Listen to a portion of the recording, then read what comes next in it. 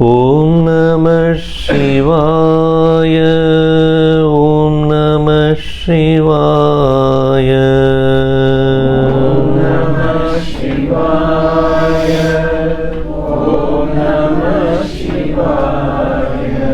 Om Namah Shivaya. Om Namah Shivaya.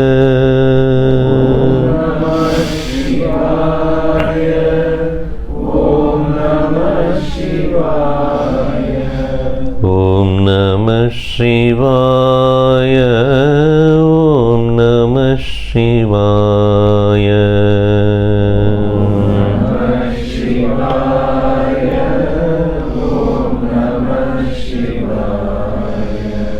Om Namah Shivaya. Om Namah Shivaya.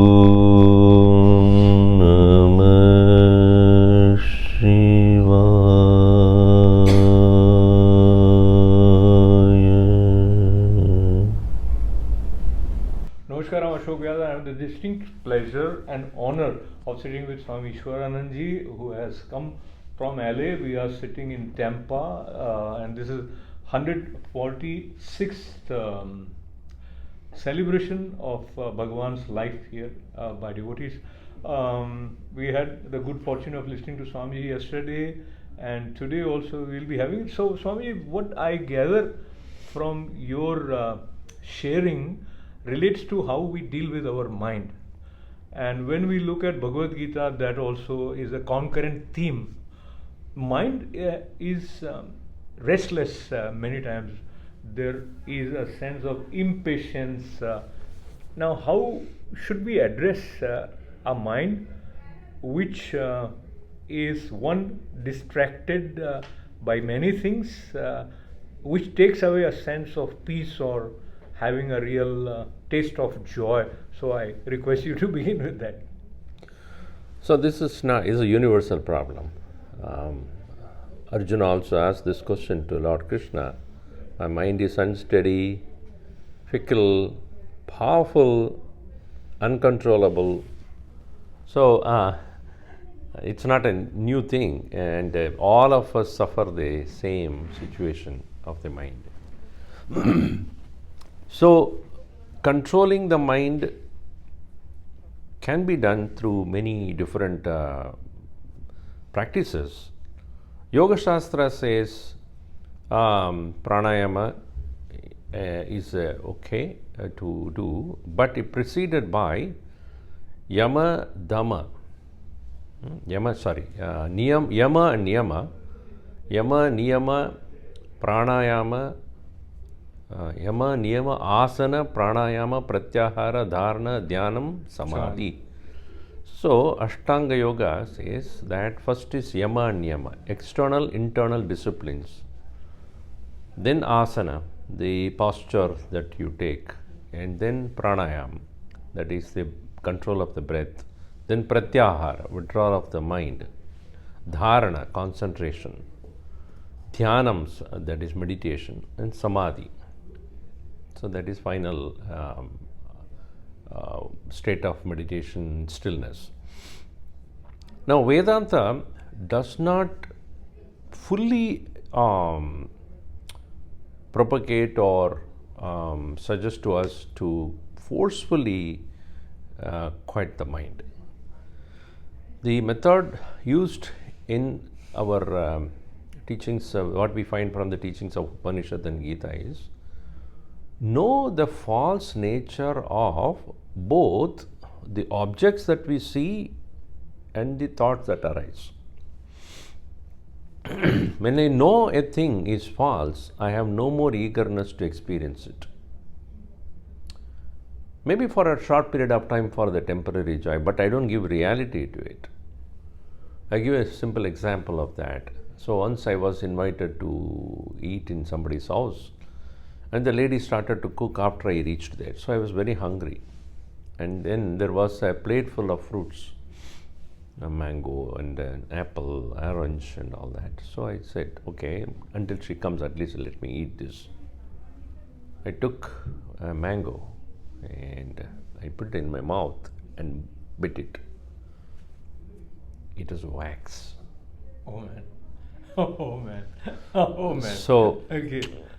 immediately put it back there, making sure that my teeth impression is not there again. Then thereafter, I did not have any inclination towards eating that, because knowing that it is not fruit, there is no more interest to eat it. So the same thing can be applied to everything in this world, where the glittering of joy is there or the temporary pleasure is there. Upon inquiry into the reality of it, you know it does not have even a small iota of happiness. So, Swami, I interrupt you with a sense of apology on that, because what you are saying, where it is going, it's very useful, I know. But what I have little bit understanding is, where you are leading is, whatever joy we consider as joy, you will prove that it is unreal. So this way it would lead to a sense of renunciation. So then you know that grasp is also unreal, or relations are unreal. So then how you function, and because you keep some excuses that I'm running after this, I'm running after that. So See, to begin with, when we do not have the right knowledge, we are thinking that whatever joy that we get will remain forever. Whether it is subjective with the contact with the sense objects or relationship and all that. So that is where the state of ignorance is. State of ignorance is where a person wrongly concludes that there is joy, permanent joy in things. Little understanding will tell you that it is temporary. So as you are saying, a grihastha, what should be his state of mind, or what should he look at it as? From that state of thinking that it is a permanent joy, come to at least understand it is temporary. So your expectations will reduce, your disappointments will reduce, and dependence also will reduce. Not that you will run away from it, you will have it knowing it's not going to last long. So that mindset is that I'll enjoy. As our Swami Chinmaya would say, who said coffee is not joy? And he will drink coffee and he will say immediately, only temporary. Right? So knowing that there is joy, little for pleasure, yes, and then that's all. After that, there is nothing. It is like many people take their camera and then take a lot of pictures wherever they go. I am telling you, most of them don't even go back to it. Yeah, that is right. There is no time for that, or say, oh, I have seen it. Then why are you so busy recording it? Oh, they don't see it. In the same way, temporarily you have joy and then know that it is not going to last long. So this is the state of a grihastha. Yeah, you should know, but not depend on that, or not think that it is ever going to be there, by which one can overcome the disappointments when they are not there. In the case of sannyasin, it is said, even as he looks at the objects or things which can probably give joy, he will say, do I need it? When I can spend the time in going deep within me and finding the inherent everlasting joy, why should I allow myself to go after things which my mind will drag into? And it will keep repeating it. Okay, if this is done, we'll go to the next one. If this is done, go to the next one. So, if one is interested in really overcoming the issues of the mind, one should turn the attention of the mind towards the higher one. Turning the attention of the mind towards the higher one, and satsang, of course, plays an important role. Many times there is conflict at home that either wife wants to go and attend, husband doesn't want, or husband wants to attend, wife doesn't want. So how to address that kind of conflict situation which has satsang at the core of it? No, see, adjustment is unavoidable in a family life, right? You have to adjust to the tastes of your spouse, children, relatives, friends, colleagues, and so many other things. But you must, every day, you must have an exclusive time for yourself, at least 20, 30 minutes or 1 hour. That's your satsang time. Do not compromise on that. I would call it as a solitude, or in other words called solitude. The soul. You are a soul, not this body, not this man or a woman or a human. You are a soul. You are a living principle who is seeking completion. So every day at least an hour you must feed that presence. So either satsang, listening to lectures, or study, reading. Once you begin the day with that, preferably begin the day with that, it sets a tone for the day. Once you set that tone for the day, you can adjust to any life situations, whether with respect to your spouse or children, etc. Because you are, as a grahastha, you are here, has taken the responsibility to take care of your relationships and also make sure that you are giving company to them. You cannot deny that. So, for example, we, as Sannyasin, you are saying, so we have more time. Yes, we may have more time, but we also get into administration, taking care of many activities, meeting people, traveling, going to places, and having food and bhiksha with people. So we do, but we don't compromise on that exclusive time, which sets the tone. Once the tone of the day is set, then you can be with the people to the extent they need us. That's all.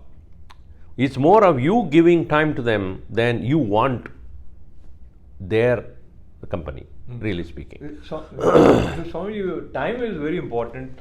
We have limited time in the physical form, and every year when the year begins, people make a lot of resolutions. So in one way we said that we need not get entangled with sankalpas.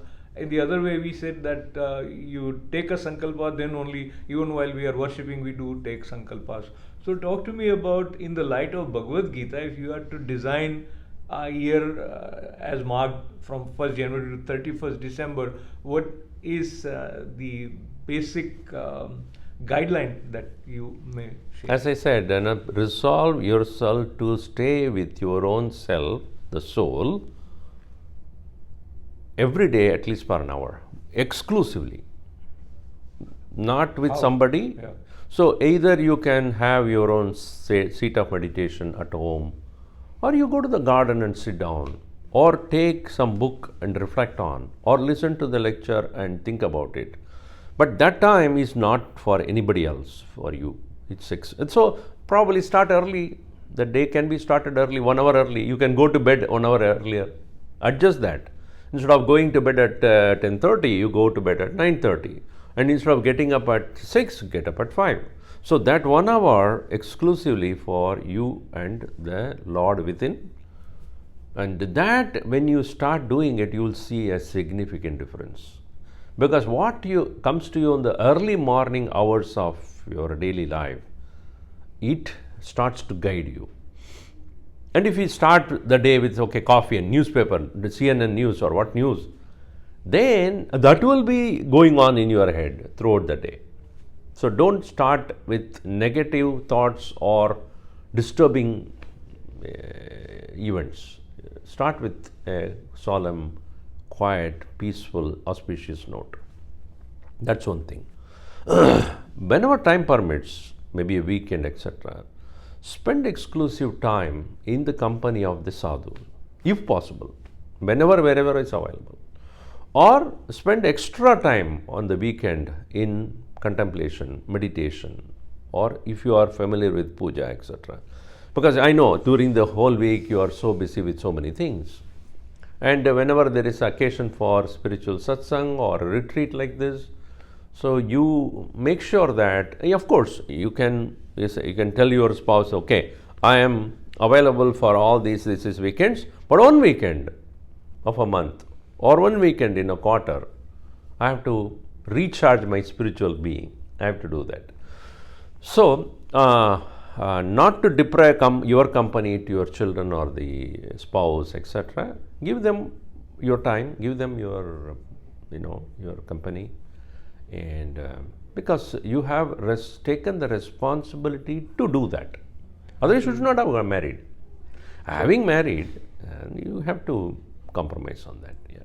So, not compromising and compromising, that decision is guided when you have the right company and you get the right inspiration at the right time. Talking about being successful in life, when we look at the life of Swami Chinmayanand and 75th year of the inception or foundation of Chinmaya mission is happening in 2026 with lots of events happening. I would request you to share something about that in the light of definition of success of life.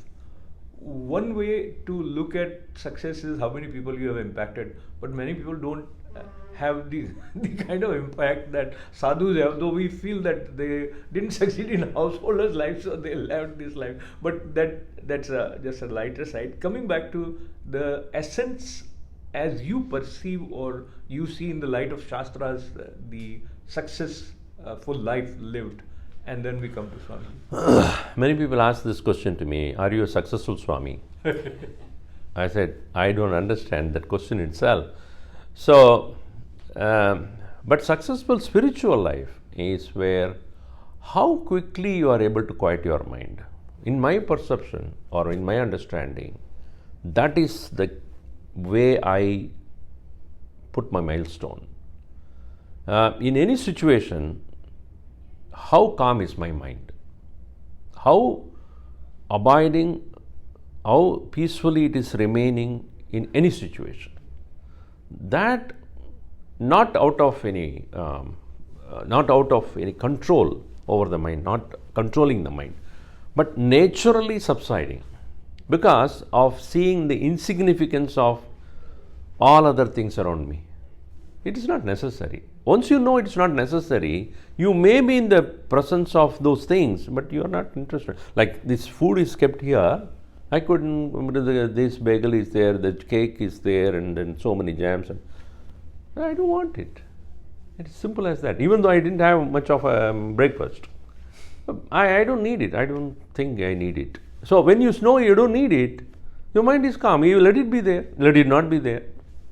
So similarly, the mind, when we know the insignificance of all things around you, naturally it becomes quiet. And this ability to remain at peace with yourself, by yourself, not because of only the external circumstance. Somebody will go to a beautiful garden and say, oh, it's so peaceful, or go to a temple and sit there, it's so peaceful. But in spite of everything around you may be in chaotic condition, how good your mind is at peace, that consider it as a success.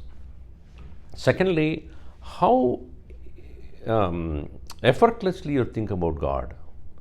Effortlessly you are able to remember His glory and greatness.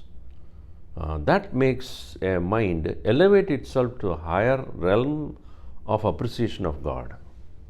Not necessarily only when you go to a temple or when you are in the satsang, but even otherwise, look at the nature and understand how such is the vast creation created by Him. That mind elevates. So that ability to spontaneously appreciate God's glory is also another success. So of course there could be many more sides to success. Definitely. But moving towards Swami Chinmayanand would take place some other time, looking at the time constraint. And I want to thank you once again for squeezing the time, or rather creating the time to have this conversation. So Swami Ishwarananda, pranam. Thank you. one young boy, knowing about the glory and greatness of Sri Ramana Maharshi, he started to travel from his village. To go to the nearest bus stop, he has to walk. So he walked a mile during many years back. He walked a mile or so and reached the bus stop there, took a bus from there to Tiruvannamalai, which probably took an hour or so. After having reached the Tiruvannamalai bus stop, again he started to walk towards the ashrama and reached the abode, and he went straight into the hall in which Sri Ramana Maharshi was available to answer the questions of the people who came there with inquisitive minds. He stopped there and looked at everybody. Everybody was sitting quietly. Nobody was asking any questions, because they were reveling in the silence and stillness of Bhagavan. So he also sat there. His mind was still running, because he came all the way to understand, to know, and nobody's talking. So after some time, when slowly some of them started to leave, he went there closer to Bhagavan and he asked this question: how do I find my own true nature? What is the way to find my true nature? Sri Ramana Maharshi, as usual, looking at him silently, and he said, go back the way you came. What did he say? Go back the way you came. He just couldn't understand. I came all the way from my village, walked 1 mile, took a bus for 1 hour, walked another mile, came to the ashram, and you asked me to go back? So he was perplexed, and Ramana Maharshi closed his eyes. So next to him there was one person who smiled. No, did you understand what he said? Yes. Please explain to me. They went outside the hall.